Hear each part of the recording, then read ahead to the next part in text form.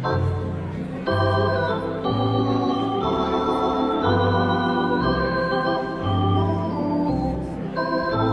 is The Bandwagon, a podcast about baseball and my almost compulsive need to forcibly inject nuance into conventional binaries. I'm Hannah Keyser, a baseball writer at Yahoo Sports, joined as always by Zach Crizer, also a baseball writer at Yahoo Sports. Hello.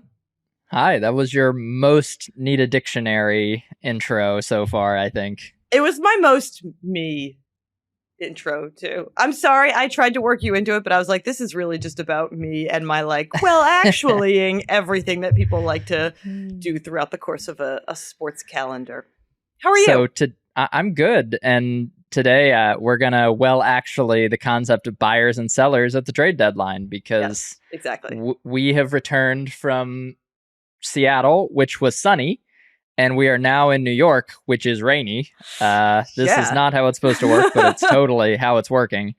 So now that the All-Star game is over, we just do trade deadline. That's baseball. That's, we're just switching. How do you feel about that?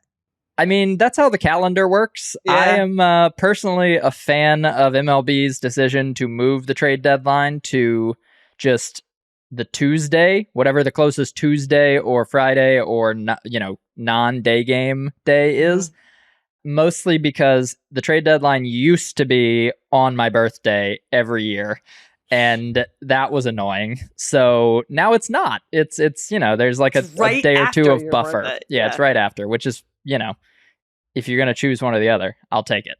So that's my personal take. But yeah, I mean, there's nothing to say except for, okay, now we have to figure out who's getting traded. That's what all the teams are doing. That's what all the fans are wondering. So yeah, that's what we're doing.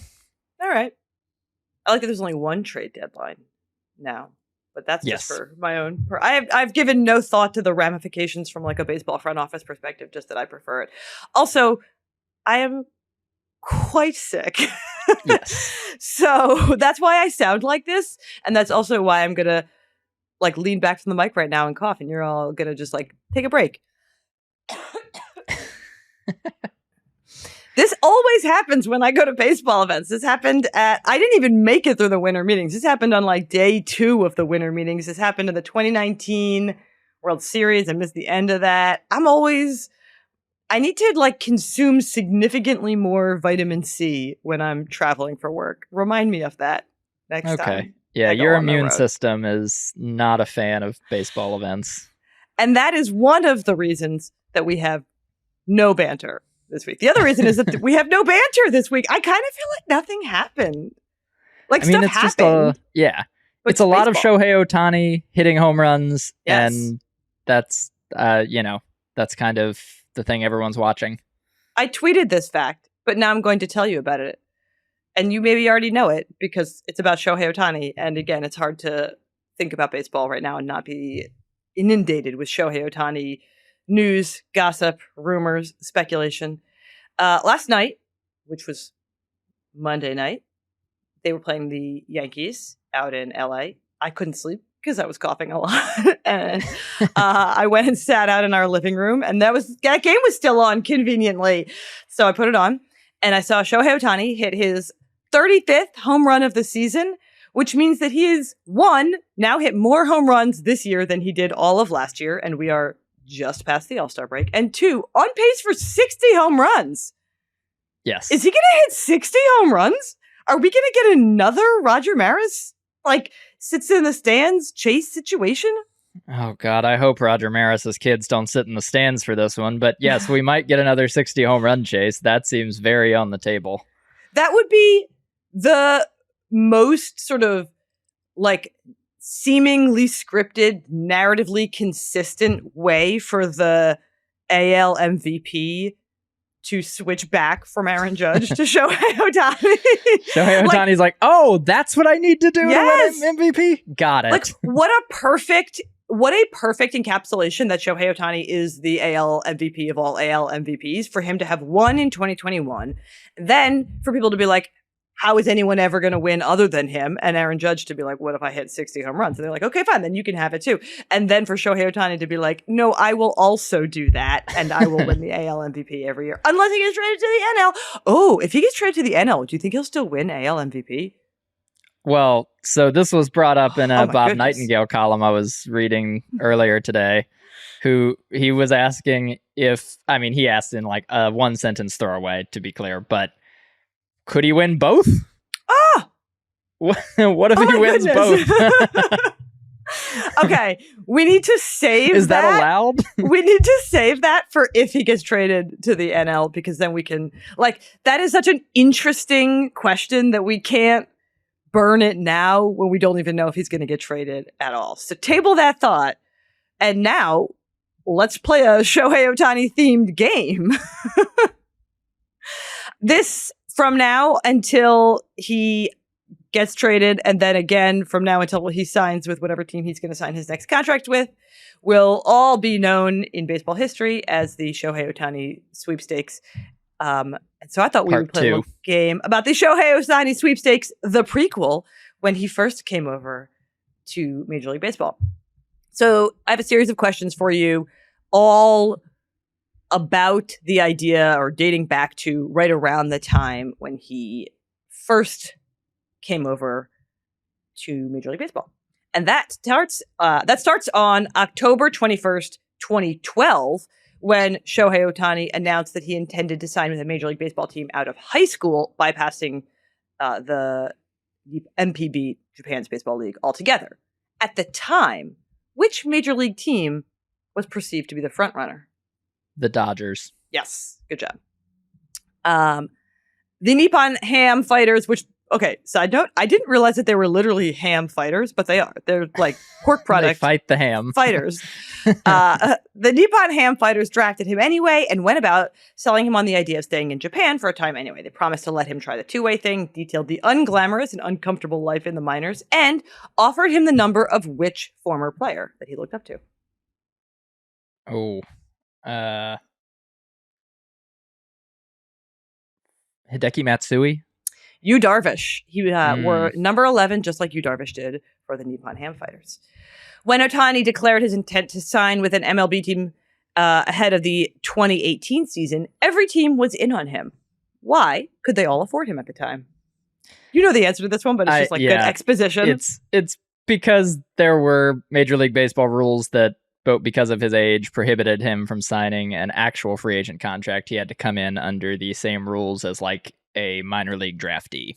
How old was he at the time, do you remember? And how old would he have had to be to sign a free agent contract? I think he was 23 and he needed to be 25. Yes, exactly. So because he came over at 23 and not 25, he was subject to the strict signing limits on players classified as international amateurs and not international free agents. So his 2018 salary, the 2018 year was his first year in Major League Baseball, his 2018 salary could be no higher than the Major League minimum, which was at the time $545,000. Kind of crazy that Shohei Ohtani is making $545,000 just a few years ago. Okay, this is our main question. Then we'll have a few follow-up questions. In early December 2017. So basically what happened is he says he's coming over. Every team is in on him. The way that the signing of a new deal between Major League Baseball and the NPB went down, there was like a very brief time window in which he could sign. So because there was a short time, his agent, Nez Bello from CAA, had all of the teams submit like written proposals. They sent out like questionnaires and the team sent them back. And from that list, and I guess he met teams, but from that list, and from some meetings, narrowed it down to 7 teams. Very famously, he had 7 finalist teams.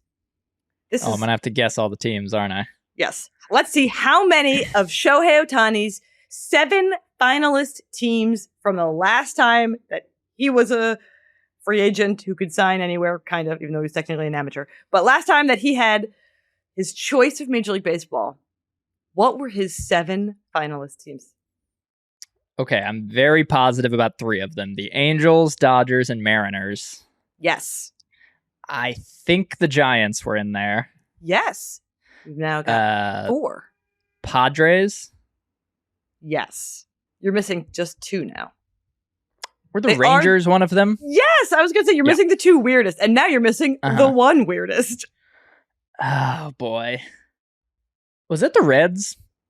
No, it was the Chicago Cubs. You went 6 for 7 on naming Shohei Ohtani's potential teams that he would sign with. Someone famously, Brian Cashman, insinuated that Ohtani had said that he did not want to sign with a big market team or an East Coast team or a big market East Coast team. So yeah, I don't know if that's meaningful now, but I thought that we would just put that out into the ether, that at one point, his teams that he was interested in were the Mariners, Giants, Dodgers, Padres, Angels, Cubs, and Rangers.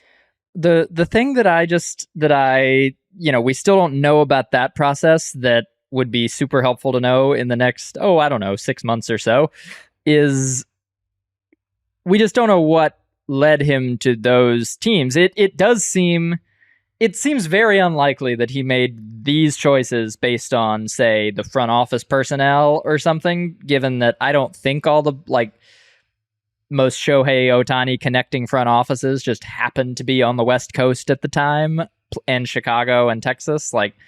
I think we can glean that he prefers the West Coast, which makes sense if you know geography of where Japan is.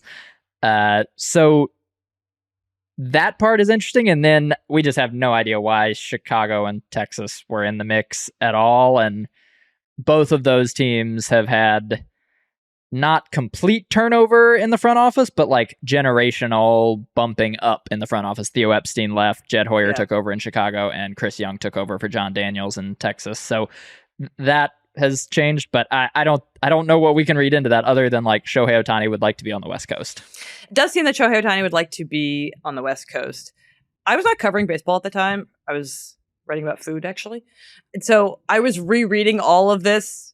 Well, I say rereading. I was reading all of this for probably the first time, at least the sort of more granular reporting about this, and was not surprised, but intrigued to see that the decision of the Angels ultimately surprised almost everyone. And the ruling out of teams like the Yankees and Red Sox also really surprised everybody. I think because we just sort of didn't take into account what it would mean for someone to be a free agent with a lot of leverage, but not be making their decision based purely on money. And it's really interesting to me whether or not that will be the case again, because at the time, he was not making his decision based on money because he couldn't. I mean, he had already made a decision based not on money, which was to come over to MLB 2 years sooner than he could have. But I don't know whether that aspect of that decision making, where money is sort of a non-factor, will still be true, because money will now quite literally be a factor, but I don't know whether or not that is something that he will value more highly this time. Okay. Will the $600th million mean more than the 585th? Right. So, actually, I have one other thought from this. Yeah. So earlier you said that, he wanted Yu Darvish's number. Do we think that's why the Rangers were on the list in the first place? And secondly, do we think that's at least a little bit of why the Padres signed Yu Darvish to a weird extension when he's in his late 30s? I should have made the note of this, and people who were reporting baseball at the time will know this. I believe actually that the Rangers had the highest bonus pool. Oh, they had the available. Most money they could. So they offer. did have money. Yeah. So some money factors came. Their teams could give him what was left of their international bonus pool money, and that didn't differ that wildly, but I believe the Rangers were on the higher end of that. The Padres, the Nippon, sorry, what is it? The Ham Fighters? The Nippon Ham Fighters. Nippon Ham Fighters. I know that team name. I just, in my head, was that's not right? They apparently had trained in Peoria at the Padres spring training complex, and so it was a real surprise that he didn't go there. Which I don't know why he didn't, but I don't know if he doesn't like them for the same reason. I don't know. Very interesting. It's so tempting to read into the little tiny bits of tea leaves that we have. We have two more questions just to round it out. Nez Bellello, Ohtani's agent, put out a statement saying, quote, "While there has been much speculation about what would drive Shohei's decision, what mattered to him most wasn't market size, time zone, or league, but," and then we have multiple choices for you. So what mattered to him most wasn't market size, time zone, or league, but A, going somewhere he believes he can win a championship. B, the Angels' plans to help him reach his full potential. C, that he felt a true bond with the Angels. Or D, that he wants to play with Mike Trout in his prime? I think it was B, full potential. No, it was C, that he felt a true bond. Okay. A true bond to the Angels. And the Angels sort of echoed that sentiment. They were like, there's a real connectivity. That was the word that Billy Epler, then the GM of the Angels, now the GM of the Mets, used at the time, which gives us no insight. No. A real bond? He felt a real bond? What does that mean? I have no idea. Just having some fun. Swiped right on the Angels.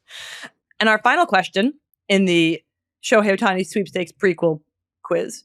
Mike Trout is a man of few words on his Twitter feed. When reports broke that the Angels had signed Ohtani, Trout tweeted a single emoji. What was it? A, the 2 fingers up peace sign. B, the hands that look like they're praying, but it's actually supposed to be like a high five. C, just the eyes emoji, the ones that are like. D, just a smile face. Or E, the face that's blowing smoke out of its nose like it just did something like. The huffing face. Huffing. I think it was the eyes emoji. It was the eyes emoji. He went at that. And at the time, Yu Darvish tweeted an angel emoji, and all of the roundups were like, is this about Shohei Ohtani? It just happened to be the day that he signed, and everyone was like, I don't know what he's saying there. Yu Darvish, the best baseball Twitterer possibly. Incredible. I feel like you did pretty well. You missed one of his 7 teams and the Yu Darvish, and I think possibly nothing else. So good job. Oh, and you missed why he signed. I missed why he signed. You didn't the true connection. You didn't remember that he had a true bond with the Angels, which maybe that bond can withstand anything. Hey, maybe they're gonna have the 7-year itch now, and he's just gonna leave. Yeah, that bond, you gotta, you can't take each other for granted. You can't get complacent. All right, we're going to take a quick break and then come back with our preview of the MLB Trade Deadline.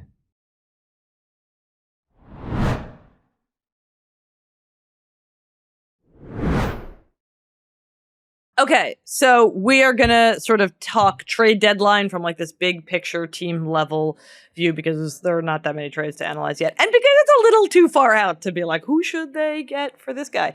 However, in keeping with our ongoing Shohei Ohtani theme of every single podcast from now until there's Shohei Ohtani news, but then also that day too, you are going to update us on the Shohei Ohtani stayometer. Yes, I think the Shohei Ohtani stayometer, which I believe we both put at a 5 last time we did this, the first time we did this. Yeah. 10 being he has signed with the Angels, 0 being he is no longer an Angel. Yeah. I think we are down to a 3.5. I think the extra, it's 0.5 lost because they are not good right now again. And the other 1, I would say, is lost because I think that's, roughly the percentage chance that he gets traded this month before the deadline, I'd say, is around 10%, maybe a little higher. So I'm down to 3.5 on the Ohtani stayometer. If he gets traded this year, will the Ohtani stayometer be at 0 or will it be at like 0.5 because he can still re-sign with the Angels? I think it will be at 0.01. I find it very unlikely he will leave the Angels, go to literally any other team, and be like, oh yeah, I'd like to go back to the Angels now. Hey man, we don't know. Maybe they have like really good craft services. That's not what they call it. They call it something else. But like whatever they serve the players. Food? Maybe they have good food. They have really good food. They're in Southern California. It's a place that has great food. Fresh avocado. So do the Dodgers, though. Although apparently they won't trade him to the Dodgers. That's the only thing they've come out to say. They're not trading him to the Dodgers. Yeah. I mean, they've also said they're not trading him at all. But then the fact that they said they're not trading him to the Dodgers kind of undermines the part where they said they're not trading him at all. Like, why do you feel the need to specify? Okay. We are going to talk about the trade deadline from the perspective of like, why does everybody say there's only 2 categories, buyers and sellers? Because both are transactions, and transactions necessarily have two sides. So you're always buying and selling a little bit. And I understand this is not like, I'm not being willfully obtuse. I understand that it's like, are you trading prospects for current major leaguers, which is buying, or are you trading current major leaguers for prospects, which is selling? We're only looking at the major leagues. However, it's like way murkier when you dig in.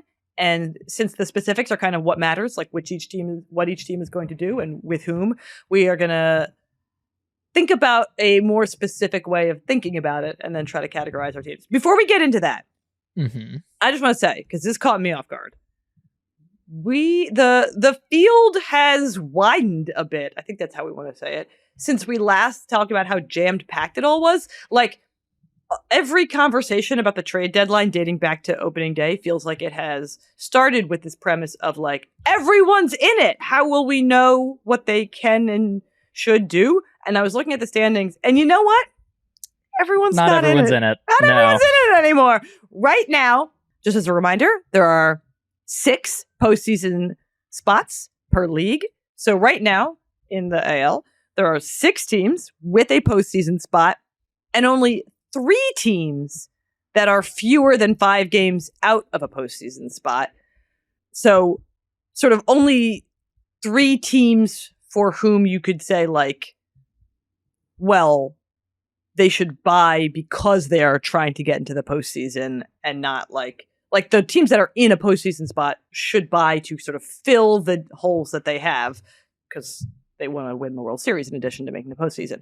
So, okay, 3 teams in the AL that are fewer than 5 games out, and in the NL, 2 teams that are fewer than 5 games out of a postseason spot that are not currently in a postseason spot. So a lot of teams that, like, we went from being like, no one will sell, they all think they have a chance, to being like, I don't know, not everybody has a chance.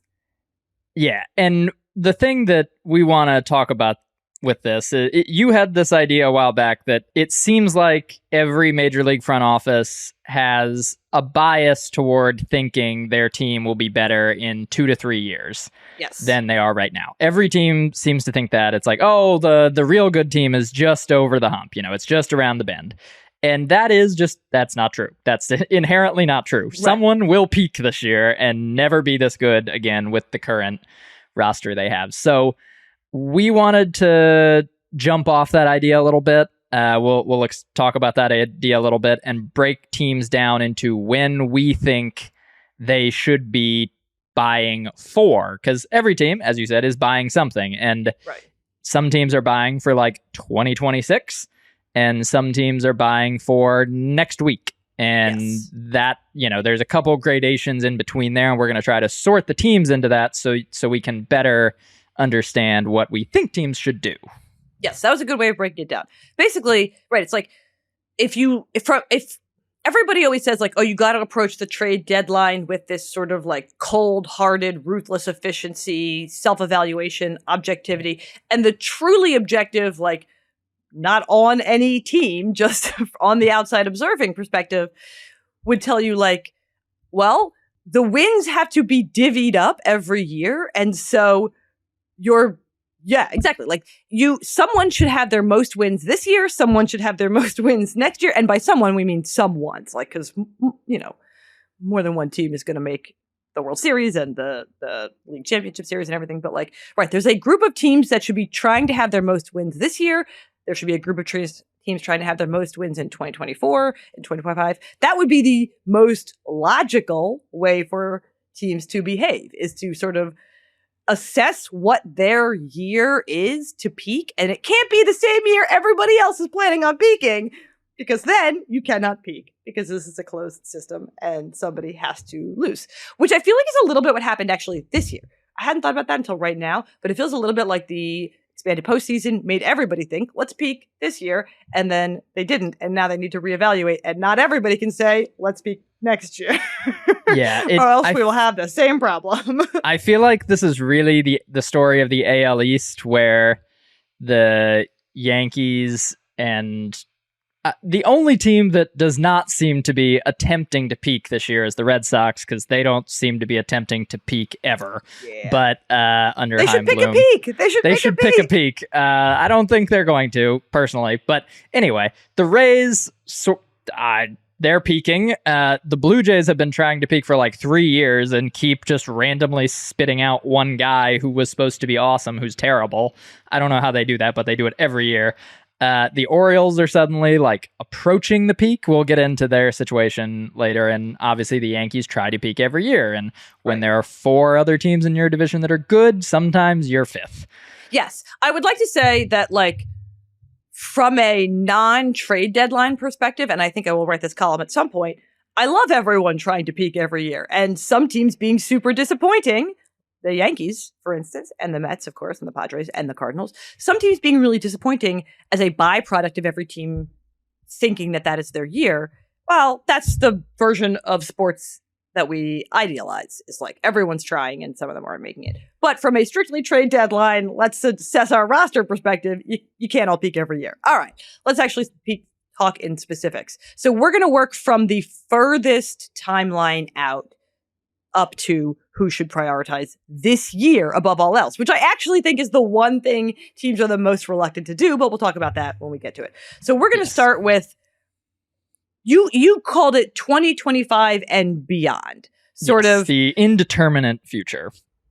And the easiest team, I think, to put in here is like the Washington Nationals. They are, in some ways, like the emblematic team of that, because not every team that is terrible this year is sort of like actively working on peaking in a few years, but not next year, like the Rockies and the A's and the Royals, who are all like, I'm not sure. But like the Washington Nationals, they're pretty actively working on peaking in a couple of years. That was why they traded Juan Soto. That, like, they are very actively, they made this assessment at the last trade deadline, which was to say, like, I don't know if it's going to be next year, so we have to that was exactly what they did last year, was say, because they could have had Juan Soto this year. They could have even had him in 2024. They looked at their roster. They said, I don't think 2022 is our year. I don't think 2023 is our year. And I don't think 2024 is our year. We're going to target 2025. And that was why they traded Juan Soto. And congrats to them on being one of the first teams probably to be like, we're setting our sights on 2025. Right. And I think they're the reason they come up as the top team for this trade deadline is that they've actually done a pretty good job of finding themselves some pieces that people want. The Royals should be in this category, but they had one guy anyone wanted, and they already traded him, Aroldis Chapman. So that team's just bad and has no recourse to get better in the near future, which is, that's not good. To be clear, as we approach 2025, the Nationals could turn into the Royals or the White Sox because their player development leaves something to be wanting. But from a player acquisition perspective, they've done a good job. They're doing targeting. Fine. Yeah. So they have Lane Thomas, who, I don't know if you've looked at Lane Thomas's stats recently. He's an outfielder on the Nationals. He might be the second best hitter available, which is not, it's less a statement about him and more a statement about the market for hitters. But it's basically Shohei Ohtani in his own category. Then, like, shrugs. Cody Bellinger probably is the next best. And then you get pretty quickly into maybe it's Lane Thomas. So Lane Thomas is having a really good year. Heimer Candelario, the Nationals' third baseman, who's a veteran, spent most of his career on the Tigers, but is having one of his best seasons right now and figures to get traded. Those guys, along with a couple of relievers who are having good years, have built themselves into something for the Nationals, and the Nationals will probably trade them for dudes in high A. Which may or may not pan out, depending on whether or not they get their together from a player development standpoint. Okay, who else do you see as smartly or not, I guess, sort of targeting 2025 and beyond in the moves they are making? I think the most fascinating teams for this category might be both of the teams in Chicago. The Cubs, I think, wanted to be good this year, or at least show signs of it, and certainly thought next year might be their year. But I don't know who you're looking at on that roster and saying they're going to be a playoff contender, championship contender next year. Mm-hmm. Whoever that is not on the roster right now. So that's just not a very good team. And I think they would do well to target 2025 and go a little higher upside. They've got Marcus Stroman, who's pitching really, really well, and he's absolutely going to be traded. They're going to trade him for something. They need to nail that trade. Obviously, they went with Cody Bellinger on a 1-year deal so they could trade him, and that's going to happen. So I don't know that they're thinking 2025, but I think perhaps they should. Yeah, so right now the Chicago Cubs are the only team in the NL Central with a positive run differential, and it's easy to say, like, oh, bad division, they should...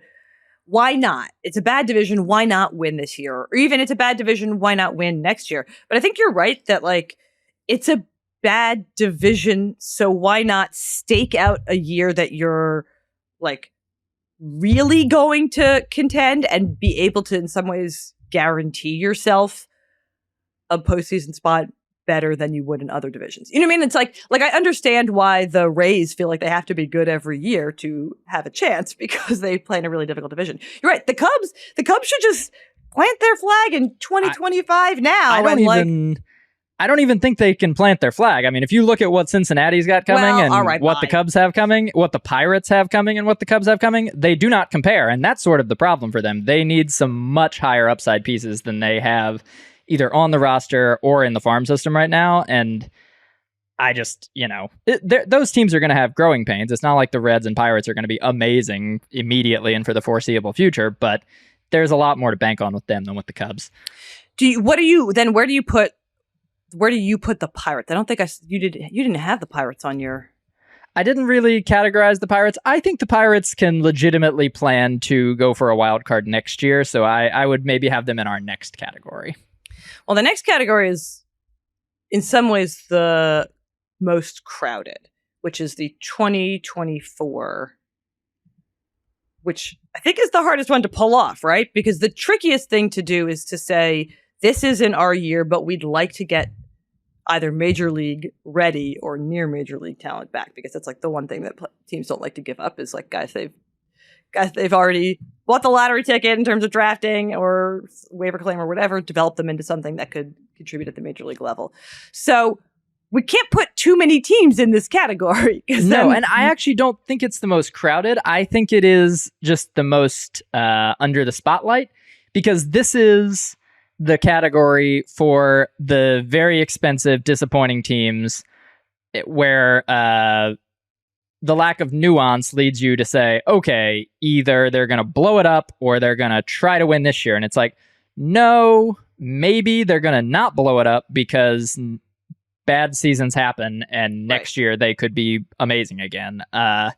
So I'll just spoil it right now. This is, I think, where we have the Mets, Padres, and Cardinals, the three super disappointments of 2023. I personally think all of them are pretty well set up to try for 2024. The one that I have a question about is St. Louis, but... Okay, I might disagree with you on the Padres. I might put the Padres in. Why the not? Go for it this year. Just because they have so much more underlying talent. Like the Padres are, like, if you look at the individual player stats, they've been really good. I think I looked at this, I counted this, and then I thought I wrote it down, and now I'm trying to stall to try to find it, and I can't find it. Oh, they have a better run differential right now than a quarter of the postseason teams, so they're getting a little unlucky. I mean, they're also getting unlucky in terms of, like, their BABIP and their numbers with runners in scoring position, and maybe they're just deeply unclutch, but maybe that'll regress to the mean. I don't know. The Padres are the one team of the disappointing teams that I think, well, first of all, Shohei Ohtani could be on the Dodgers next year, which would make their life more difficult, and the Diamondbacks are coming.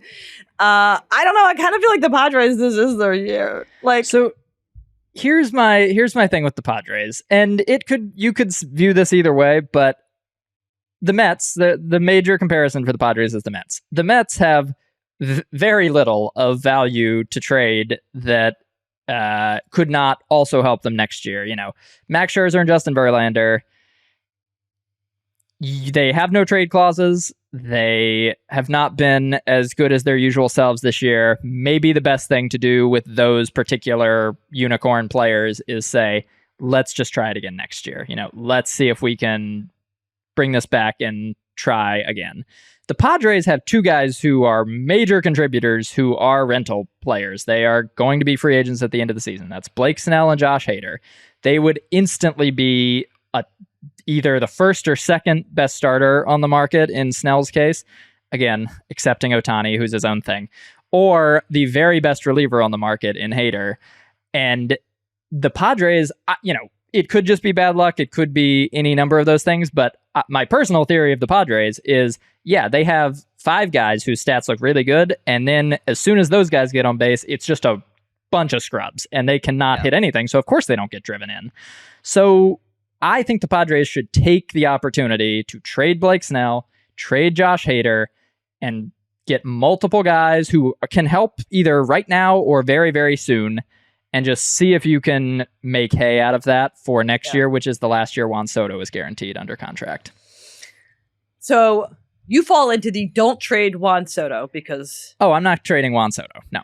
But do trade the guys who are on expiring contracts. I mean, yes, trading guys who are on expiring contracts when you're not currently in a postseason spot and they're not even one of the teams that was fewer than 5 games out. I believe they are 8 out of the wild card. They are 8 out of the wild card right now. I mean, look, this is why it's not actually easy to be... Like, everyone's like, if you're bad, you trade, and if you're good, you buy. But it's actually, like, really hard, because it's kind of like Blake Snell and Josh Hader are on expiring contracts. Reason to trade them, or reason to be like, well, this is a pretty good year to try to go for it. I kind of feel like they should split the difference and trade Josh Hader and not Blake Snell. Is that stupid? I mean, I don't know. It depends. I think if you're going to trade one guy, reliever makes the most sense because you might just accidentally replace him with some guy who has an amazing 2 months. Right. But Blake Snell is not exactly known for being a bastion of consistency. So if they trade Blake Snell right now when has like a 0.96 ERA over the last month, there's a very good chance they actually got the most out of Blake Snell, and whatever they get back for a team that desperately wants him would help them more than 2 months of Blake Snell. I know that does sound compelling. He got really snubbed at the All-Star game. He was the only real All-Star snub. So I might put the Padres all in on this year. We'll talk about that when we get to that. We got to leave the Padres at some point. Okay, here's my question for you about the Cardinals. Yes. How is it that they need pitching, but what they're going to trade is pitching? It's a really weird conundrum they have. So John Mozeliak, the president of baseball operations, has come out and said they are selling, but I mean, he gets this concept apparently because he specifically said they're selling to win in 2024. And what they are going to sell is every pitcher that has ever pitched in the majors, it seems. So except for Adam Wainwright, who is retiring. They're looking to trade Jordan Montgomery, who's in his walk year and has pitched very well. One of the only Cardinals pitchers who has pitched very well. They're looking to trade Jack Flaherty, who has a decent ERA, but walks everyone all the time. So good luck with that. He's also in his walk year. They have no pitchers signed for next year, pretty much. Yeah. Miles Mikolas, I think, is the only starting pitcher that is signed for 2024 that actually starts for them now. They need a lot of pitching, and I imagine they're going to trade those pitchers, yes, but I think they will also trade hitters. Paul DeJong is the most obvious one. They're going to move him. He's having a good season. He's in his walk year. They will send him to someone who needs a shortstop. I think someone else will go. You can take your pick as to who it is, but as they have had for the past year and a half, they have way too many outfielders and utility players, so Tyler O'Neill, who had the tiff with Ollie Marmol earlier in the year, seems like a candidate. Brendan Donovan, Rookie of the Year contender from last season, looks like a candidate. Maybe another outfielder, an Alec Burleson or something to, pick your outfielder who isn't Jordan Walker, and they might go somewhere. So they're going to trade more than just pitchers, but also a lot of pitchers. I saw that John Mozeliak's comments, and he was like, not only are we going to trade pitchers, we're going to sort of adjust how we value pitchers, because historically they've really valued guys who pitch to contact because of their defense. And he's like, we got to get some swing and miss guys. And I was like, the math on that doesn't add up because everybody wants swing and miss guys. You can't ditch your pitch to contact pitchers and get back strikeout pitchers. I mean, that's what they're going to try to do. But I was like, and we should have Shohei Ohtani on the pod next week. I was like, that sounds great. You should indeed turn your pitch to contact pitchers into the strikeout pitchers just by trades. Just trades that guy. I do worry about that just from whenever you read an article of what every team needs, it's like pitching.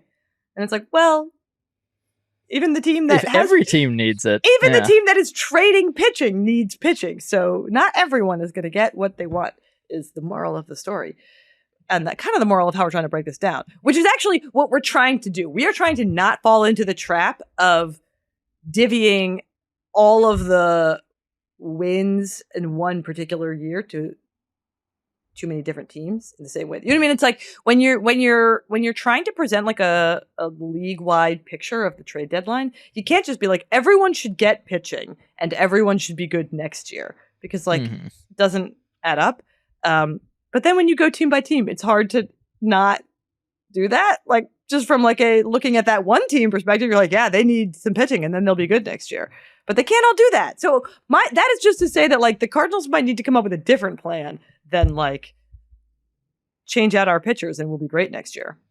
Yeah, the real bold move would be, actually, we are so good at developing hitters that we are going to trade Paul Goldschmidt for actual good pitchers.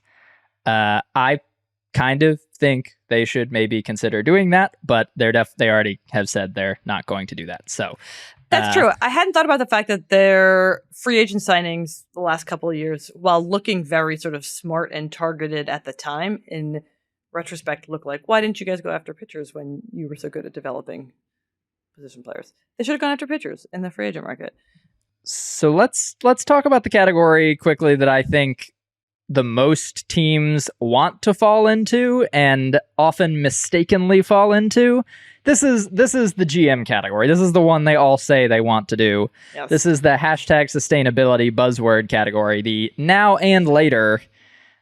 This is for teams that would like to go for it this year, but also are still on the upswing and need to legitimately preserve their future assets, players, prospects, because they have a better chance in the immediate future years. This is a much smaller category, like I said, than the GMs think it is. Yes. The Mets thought they were going to do that, and then it's hard. It's hard to be good now and later. This is roughly what the Yankees have been doing for the past decade with, I would say, 80% success. A C+. So you were the one who was more attentive to our podcast rundown, and so you listed in this category Orioles. I agree with that. Orioles they're better now than people expected them to be, but that doesn't mean that they should mortgage their future. Yeah, they did the most controversial next year trade deadline last year, and I think A, it really worked, unfortunately, and B, they're gonna buy this year more noticeably. Reds agree as well. The Reds actually are weirdly, I think, at 2024, because I think they might end up falling out of the postseason picture this year. So they're not actually now, but they are soon. They're close enough to now. Yeah. Giants, because the Giants are still trying to tread water until they can actually land a good free agent. D-backs, sure, yes. Again, similar to Orioles. See Orioles. Also see somewhere between the Orioles and the Reds, where it's they might also end up not making the postseason, because I kind of think that because right now they're the second wildcard team. The Giants have leapfrogged them, so they might end up falling out of the postseason picture. But that's okay. They're still on the upswing. They shouldn't tear it all down or whatever. No. And then you put the Braves in this category, and the Braves are a weird one to me, because it's kind of they don't need to be in any category. There's nothing. Right. There's nothing they can do to hurt their chances.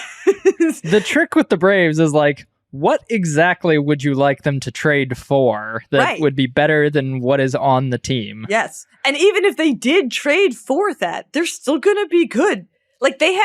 Their team is so to use the parlance that I don't particularly like when we're using it positively, but applies, their team is so locked up for the next couple of years that, like, sure, trade whatever prospects you want if you think there's a particular need that you have this year, and you will have time to recoup those losses before you next have a, like, urgent hole in the lineup, because a lot of the players who are good this year are going to be good next year, and they're going to be good in 2025. So if you were to, like, they could trade high level prospects and still have time to, like, redevelop guys in that particular class before they, like, super duper needed them. So yeah, the Braves now and later by default.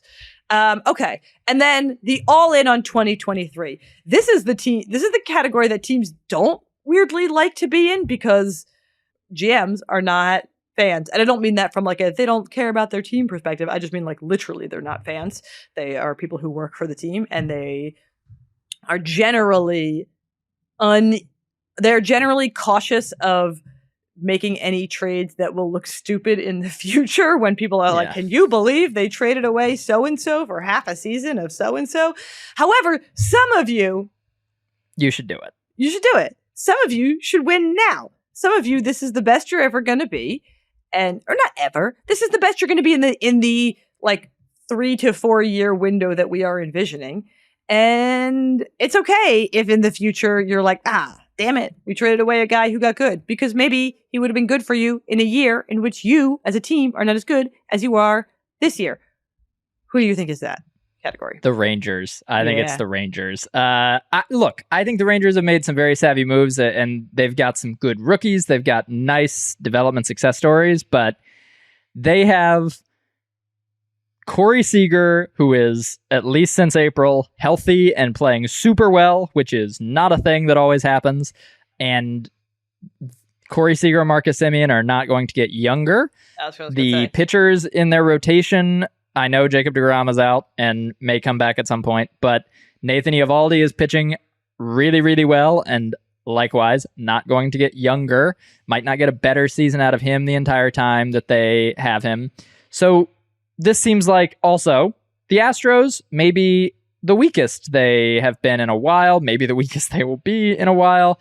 You might as well go for it and try to get that bye into the divisional round this year and just load up and go. I mean, I see no downside for the Rangers to try to go after it. They have a pretty well-stocked roster, aside from a couple tippy-top prospects like Owen White. I would be pretty confident going after big pieces if I were the Rangers.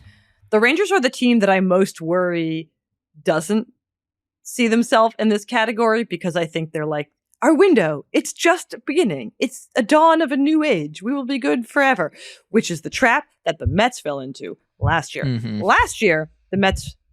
So the 2022 Mets are worth talking about, because it's like, this is what happens when you don't recognize that that's what's happening. The Mets were all, we're going to spend money this year. We're going to have prospects, so we're good forever. And yeah, of course, that's what everybody wants to do. That is difficult to do. Like, that is, the Dodgers are the Dodgers, and the reason that we talk about them like that for a reason, which is they've been uniquely successful at doing that. Maybe the Astros as well at this point, but the Dodgers are sort of the model of spending money and then switching over into player development.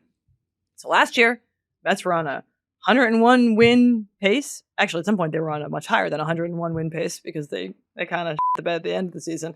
And they were in first, and they were going to get a bye. And then they were like, no, this is not our year. Every year is our year. We are going to be very conservative at the trade deadline.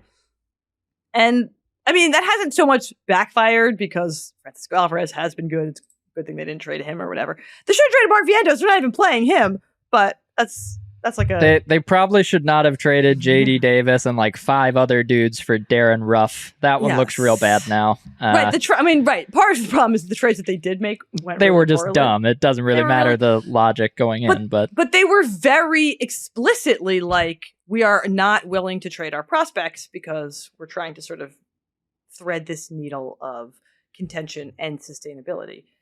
And perhaps they should have just won the World Series last year when they had healthy Edwin Diaz. Yeah. Let's roll off a couple more teams that should be all in on this year. I know that you've got a couple I wanted to mention the Dodgers as one team that should be all in on this year. This is the rare, like, topsy-turvy Dodgers. Are all in on next year. I think they should be all in on this year, too, because they have a lot of young players, but not many of them are playing well at the major league level right now. And by not many, I mean really none of them. It is not good. The rookies have not really panned out. The team is being carried by Mookie Betts, Freddie Freeman, and Will Smith, which is great. Every other team in baseball would be like, woo, pity is, pity. But that is their situation, and they could add something that really makes a difference at the deadline, and they have the young talent to do so. Whether or not they pursue Shohei Ohtani in the offseason, they have the resources to do something at the deadline. The other team that I think could really... There are two teams that have pretty much the exact same situation. The Brewers and the Marlins cannot hit at all, and they pitch really well. So this is a fairly obvious one. Trade excess pitching for some hitting, like any hitting. Doesn't need to even be very good hitting. Just competent hitting would probably put both of those two teams in very, like, secure postseason status.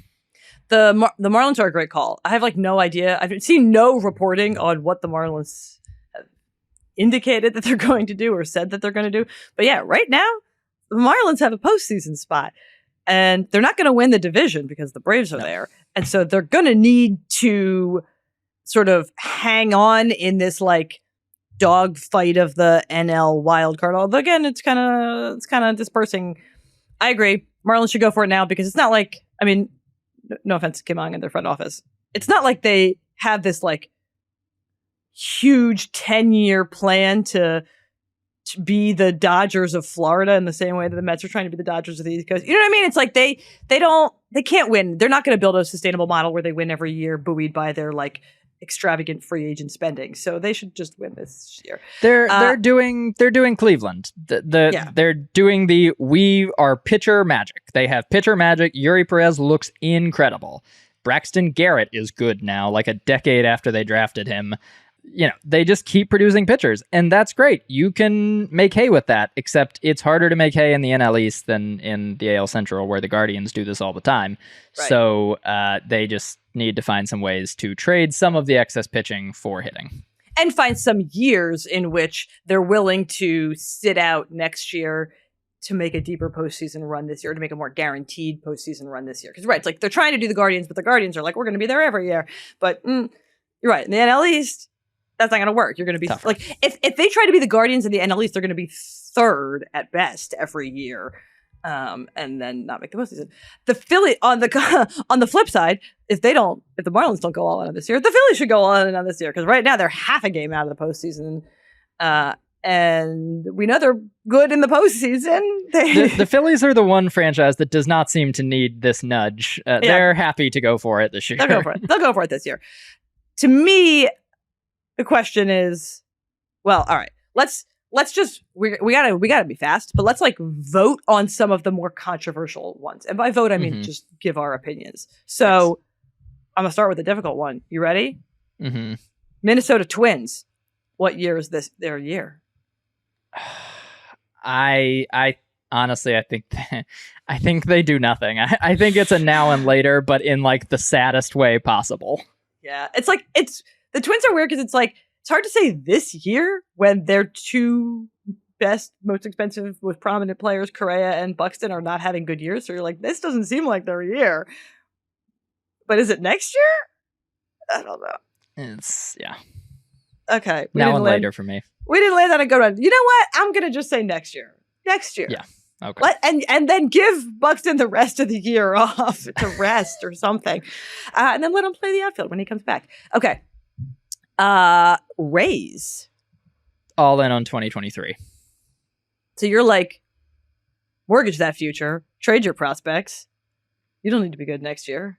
Win this year. They will be good next year. They have a lot of really good players signed for a long time. So just find someone that, other teams want and see if you can get something very 2023 related. They have been mentioned as a dark horse in the Ohtani race, and that would be very, very fun. They should bring back Blake Snell.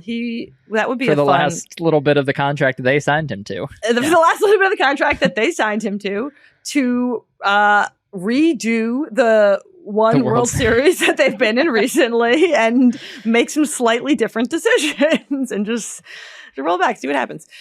And then I think you gave an opinion on this, but is there any world in which the Angels should just go all in on this year? That was their plan from the outset. That was their pre-2023 plan, was there is no future. There is only 2023. So why not just continue with that?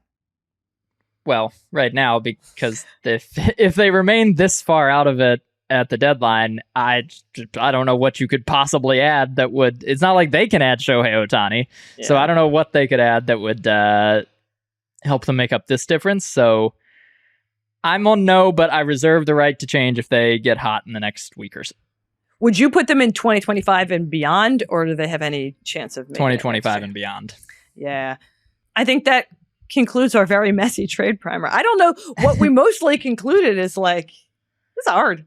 It's hard to make these decisions. It's not as easy as fans think. You're like, no, it's easy. No, it's hard. It's hard when my point is just that, like, it is, when you look at one team, it's easy to say, this is right. When you look at one team, it's easy to say next year, if not this year. But then you look at all the teams and you're like, uh-oh. Next year is also going to be tough. Next year is also going to be tough because you're all going to be trying to win next year. I kind of think they're all still going to be trying to win. I think we need to have like a 2026 and beyond, and maybe we'll put the Angels there because I don't know, man. What do you want to happen with Shohei Ohtani? That's how we're going to end this segment.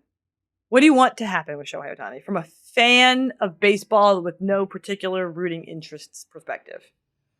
Oh, I want him to do the CC Sabathia 2008 Brewers, where he gets traded to a team that's not an absolute juggernaut already, and he turns them into one for a couple months and is just the workhorse and the be-all, end-all in the way that it seems like a star player should be able to sometimes.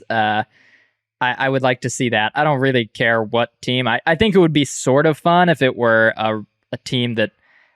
I'm going to have a column about why this isn't actually going to happen. I know. But I was like, you're about to contradict yourself, knowing what you're going to write. It would be really fun if it were a team that just really doesn't have a chance at signing him. If Ohtani went to the Orioles or the Reds or the Rays. The Rays are a juggernaut, but they are a lower budget team. It would be fun to see him play in that environment, and it's possible the Rays would somehow make him better, which would be really, really scary. Hadn't thought about that. I think that would be my ultimate. Let him go to a team where we're not going to be talking about, are they going to sign him? We're just going to be talking about, look at him doing the things in the playoffs with this team. But do you want him to like make a deep postseason run on a team that we have sort of no narrative context for him being on and never will? He's not going to make a narrative run on the Angels. That is just not happening. It's not happening. So we're going to have to see it on another team. That's what I want to have happen. I want him to push the Angels.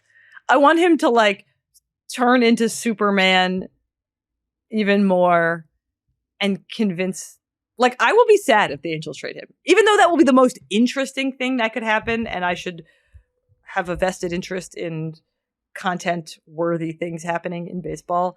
I kind of don't want them to trade him. I think they have made Artie Moreno, for all of his flaws, the Angels owner, has made a commendable commitment to trying to constantly double down and not accept defeat. And Paramanazian, their GM, has actually done a pretty decent job.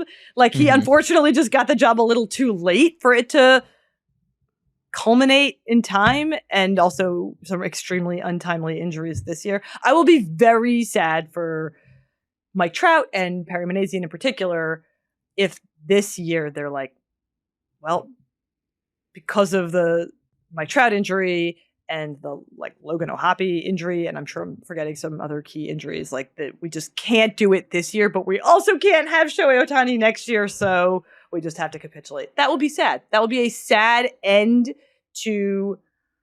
I mean, it's going to be a sad end either way, isn't it? They're not going to make it. I want it to end in early October, which is still the regular season. That's when I want the Ohtani on the Angels story to end. I mean, I'd love for it to end in late October, but I don't think that's going to happen. So I'll take early October in some form or fashion. What if they finish like one game out of the postseason? At least that will at least be like, yeah, that's how it goes. That will be misery. That's how it goes for the Angels. Like if they go on like a 8-win streak right now. If they win like, what do they have? Like probably 14 games before the deadline. If they win like 10 of 14 and they're like, okay, and then they keep going and then they come up one game. I want the Angels to be playing meaningful baseball with Shohei Ohtani in September. I don't think that that's probably the smart thing for them to do. Yeah. You don't even have time to bandwagon anything. We just bandwagoned what we want to have happen. We bandwagoned what we wanted for Shohei Ohtani. That's our bandwagon for the week. Did you have like a particular bandwagon that you wanted to talk about, or do you want to just save it for next time? I can save it. I don't think it's going anywhere. So all right. I will hold it in my secret layer of bandwagons until it's time. The way that you wrote it in our rundown is opaque enough to me that I will continue to not know what it is that you're going to bandwagon next time you have a bandwagon. All right. That's all we have for you this week. By next week, perhaps they will have made some trades and we can talk about them. Make sure you are following both of us on Twitter or Threads or Instagram. Are you still on Blue Sky? Are you still doing Blue Sky?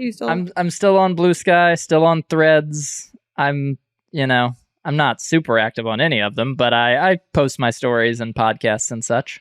I've done exactly the wrong thing. And now that Twitter is less usable, I'm like, oh, it doesn't matter. I'll post more. So I'm posting a lot more on Twitter these days now that it's bad. So you can follow me there if you want. And if you made it this far, subscribe to the podcast and the YouTube channel. Leave us a 5-star review. Tell a friend. And we'll be back next week with another episode of The Bandwagon.